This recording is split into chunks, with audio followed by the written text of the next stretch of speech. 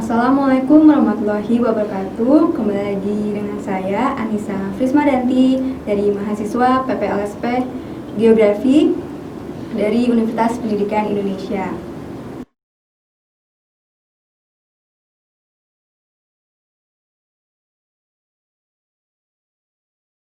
Pada hari ini kembali lagi di video pembelajaran Assalam Education.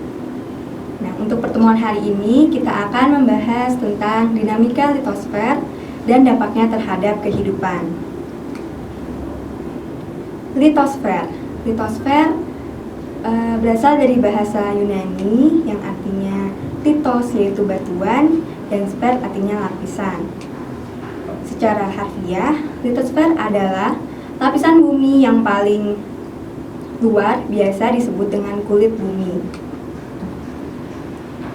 Lanjut, yaitu karakteristik dari lapisan-lapisan bumi. Nah, ini adalah bagian dari lapisan-lapisan bumi. Yang pertama yaitu ada kerak bumi.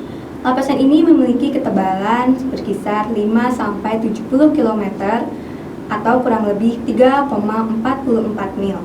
Kerak bumi terbagi menjadi dua bagian, yakni kerak samudra atau oceanic crust dan kerak benua continental crust.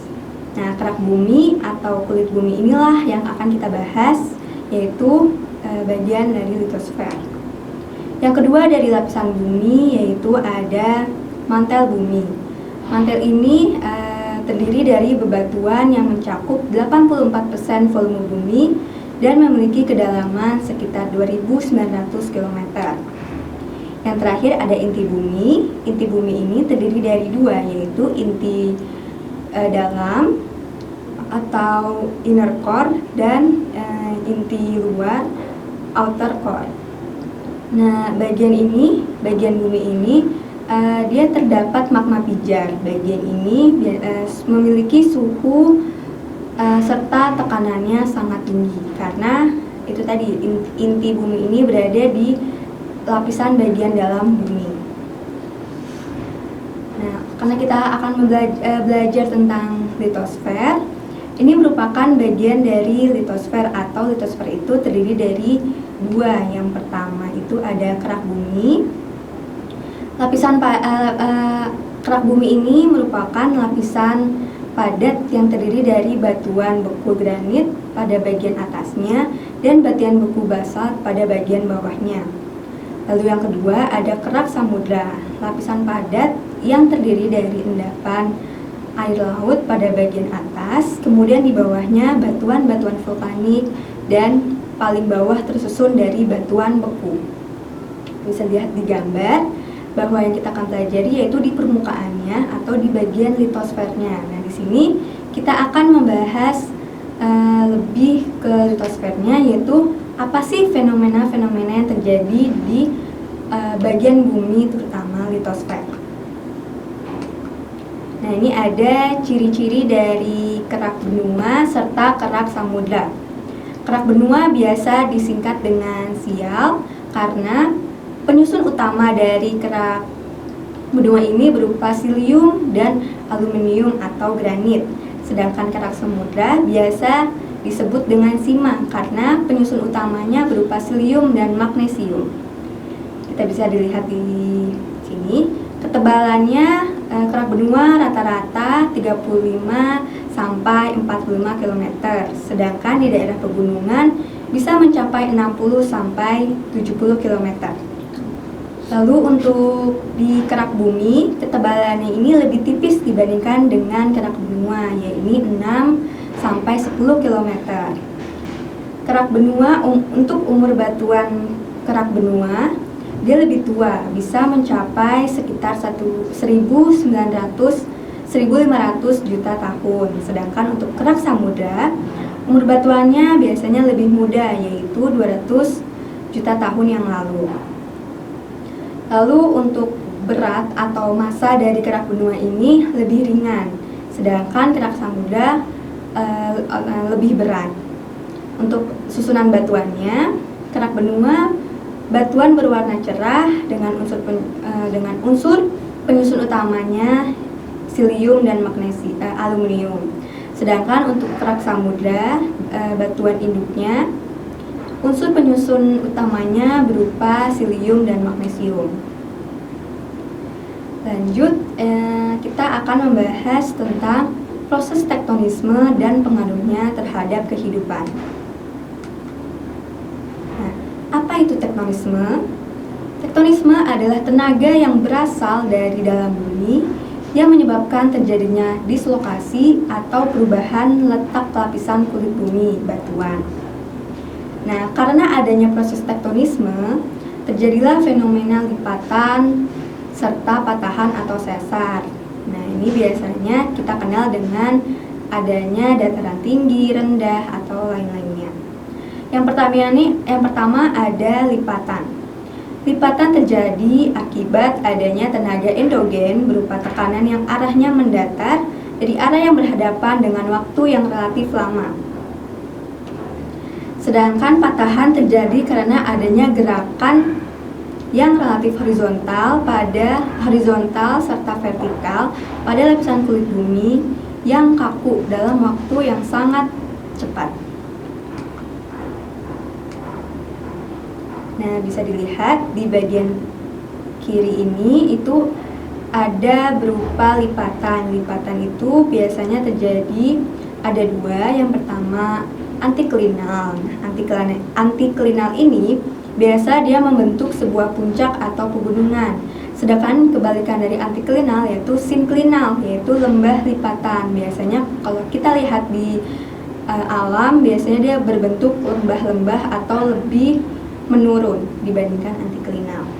Nah, macam-macam lipatan kulit bumi ada 4. Yang pertama ada lipatan tegak. Dia sudah terlihat jelas ya bahwa bentuknya tegak. Sedangkan yang kedua ada lipatan miring.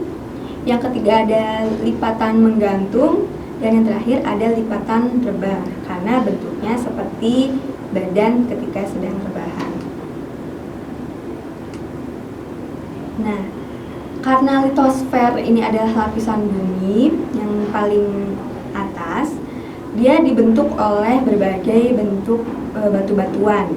Nah, di dalam alam ini jenis-jenis batuan terbagi menjadi 3. Yang pertama ada batuan beku. Nah, batuan beku yang terbentuk akibat pendinginan dan kristalisasi materi larutan cair atau pijar yang mempunyai tekstur dan komposisi yang khas, baik yang terbentuk di dalam bumi atau di luar bumi. Sedangkan batuan beku yang terbentuk di dalam bumi itu biasa disebut dengan intrusif, sedangkan batuan yang terbentuk di luar permukaan bumi disebut dengan batuan beku ekstrusif. Nah, yang pertama tadi ada batuan dalam atau intrusif. Batuan disebut dengan batuan plutonis dengan struktur holokristalin yang terbentuk akibat pendinginan dan pembekuan secara lambat yang jauh di dalam bumi.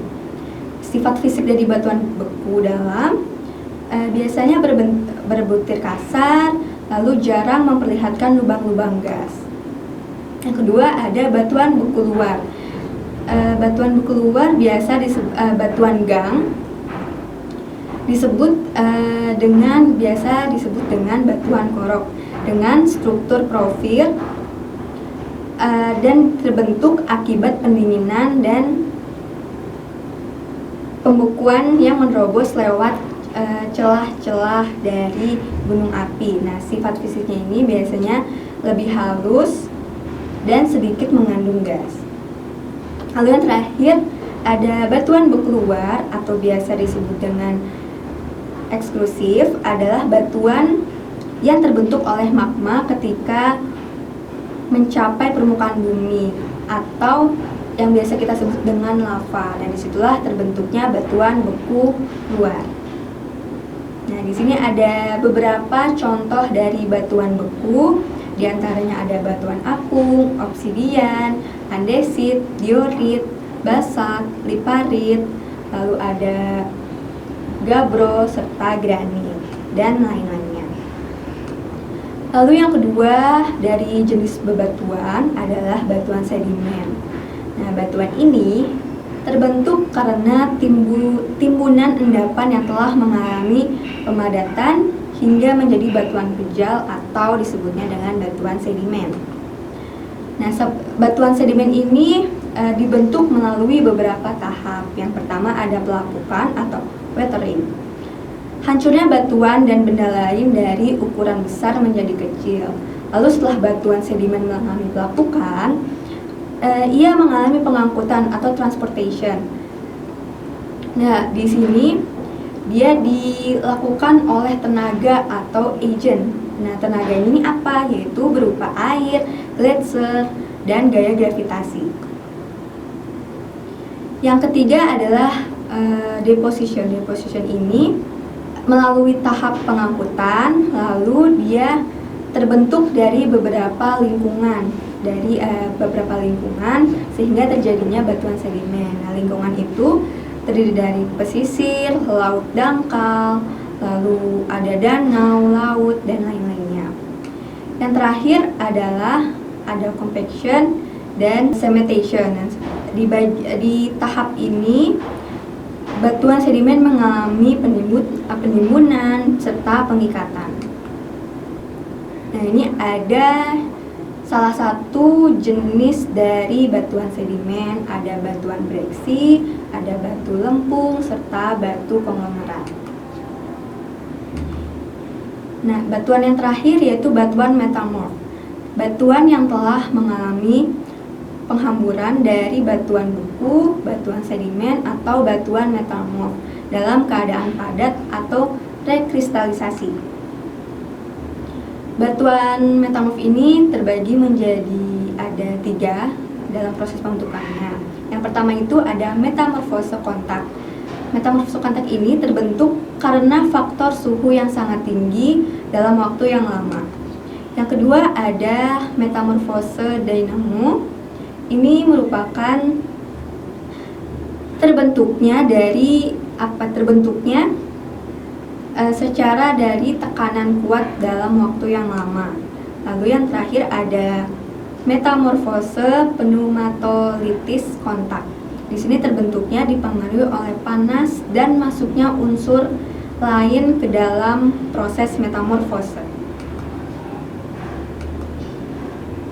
Nah, contoh beberapa dari batuan metamorf ada filit, ada granovel, batu sabak, serta batuan hornfels.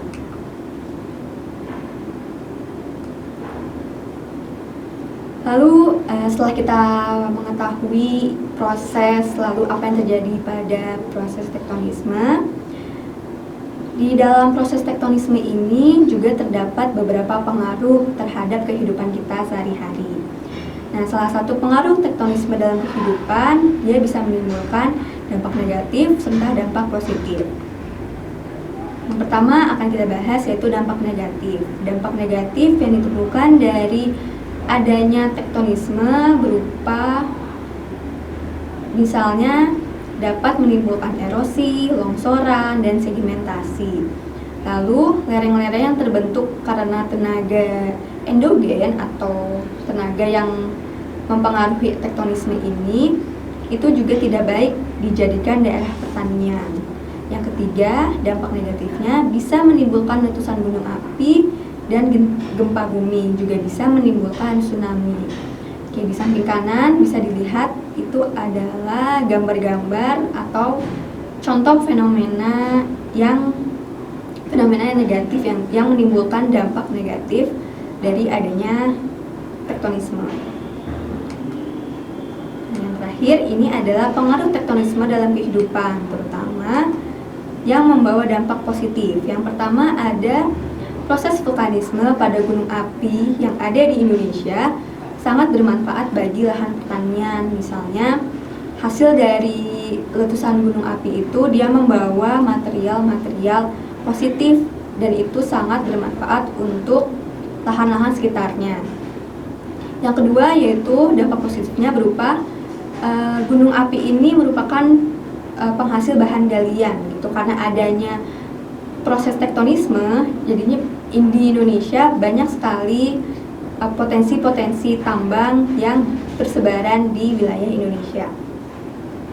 Dan terakhir, yaitu bentuk hasil tenaga endogen ini dapat dijadikan wisata alam seperti pemandangan yang berada di pegunungan. Nah, itu salah satunya contoh dari dampak positif tenaga tektonisme.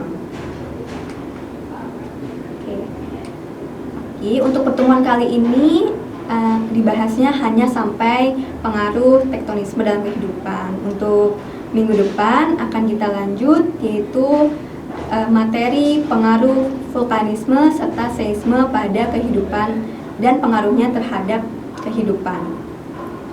Terima kasih. Wassalamualaikum warahmatullahi wabarakatuh.